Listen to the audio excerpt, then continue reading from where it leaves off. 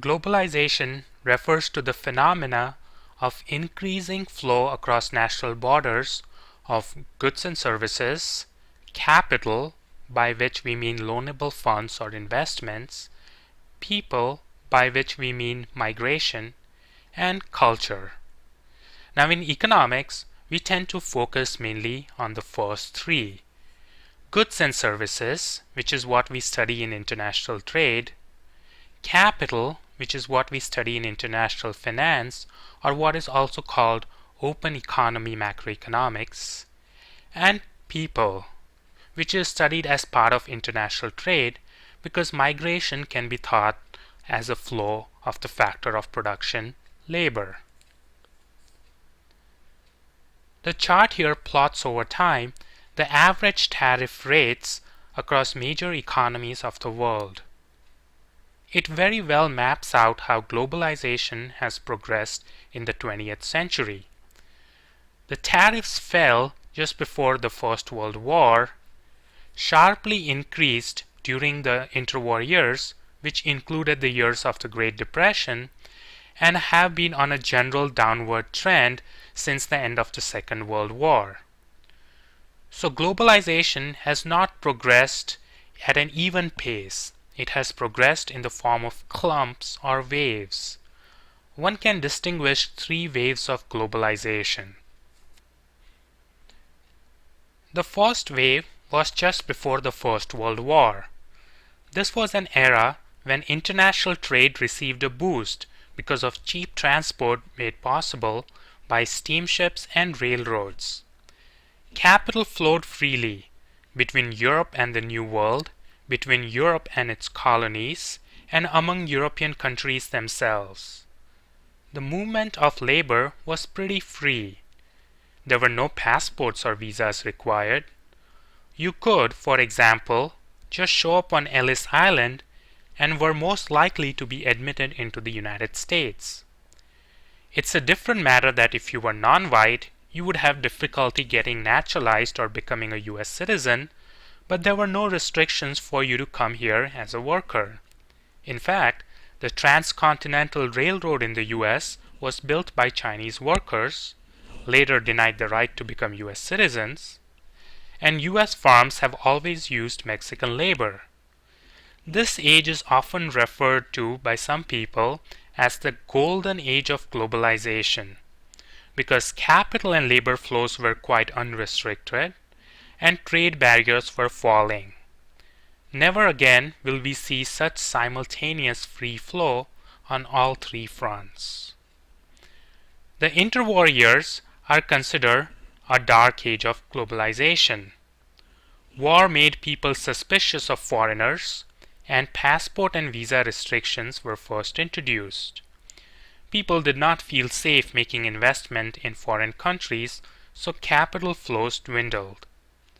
During the Great Depression, the US greatly increased its tariffs under the infamous Smoot-Hawley Act, which caused other countries to retaliate with their own high tariffs and brought about a sharp downturn in international trade. By some accounts, it also prolonged the Depression. Having been chastened by the experience, after the Second World War, countries began a concentrated effort to reduce trade barriers, with the belief that economic interdependence and prosperity resulting from international trade will make countries less likely to go on war with each other. The European Economic Community, which is the precursor to the present European Union, was also founded on such a belief. One might argue that the project has been quite successful, and the reason Europe has been at peace since World War II is because its countries are so economically interdependent. Germany today might not want to bomb France because France is a source of such good wine. Similarly, France might not want to bomb Germany because Germany is the source of such good beer. The English and the French, who for most of history have been at war with each other, now go on weekend trips to each other's country for shopping. whether you agree with my explanation or not, it was the belief that launched the second round of globalization. However, the trade liberalization that took place under the treaty known as GATT was mainly between rich countries of North America, Europe, and Japan.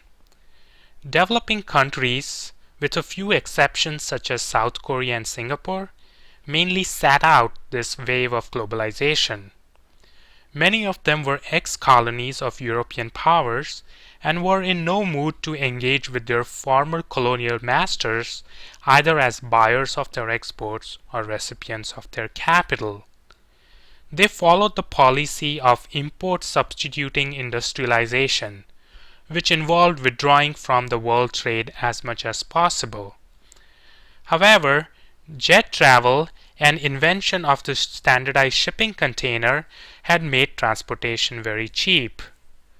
Due to the greater sensitivity to civil rights, the US and Europe stopped discriminating against non-whites in their immigration policies, but the restrictions on the number of immigrants remained.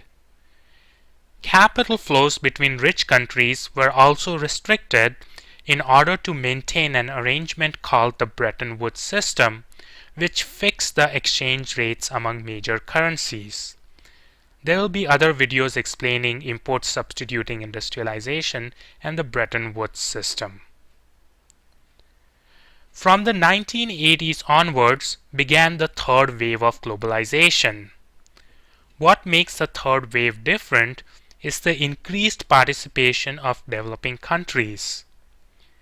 China and India, who between themselves account for 1/3 of humanity, began to open up their economies to world trade.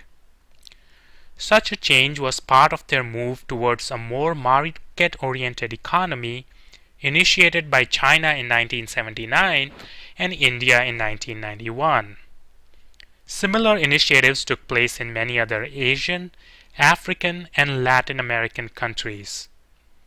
As a result of adopting international trade and investments, China went from being an insignificant player in international trade in 1979 to being the world's biggest exporter today.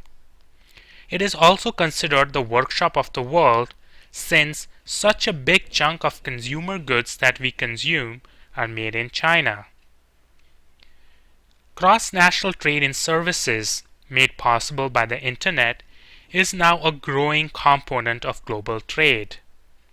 It often takes the form of outsourcing of white-collar work such as graphic design, computer programming, and customer service by rich country firms to places such as India and the Philippines. It has attracted much attention and generated much anxiety in recent years. By the way, the preparation of some of the slides that you are watching has taken place in India. Capital flows among the rich countries had also become free after the breakdown of the Bretton Woods system in 1971.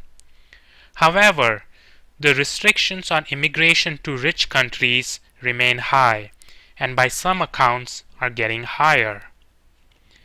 Living in a cosmopolitan city like New York or Los Angeles in the 21st century, one might think that the country is unusually open to immigration. But foreign-born population today in America is equal to about 13% of the total US population, a percentage that was the same in the year 1913.